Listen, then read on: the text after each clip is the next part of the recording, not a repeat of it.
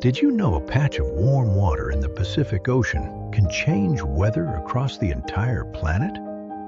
That's El Niño.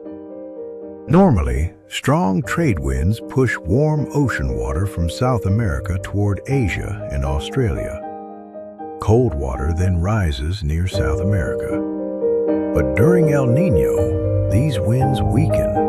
The warm water moves back toward the eastern Pacific, making the ocean there much hotter than usual.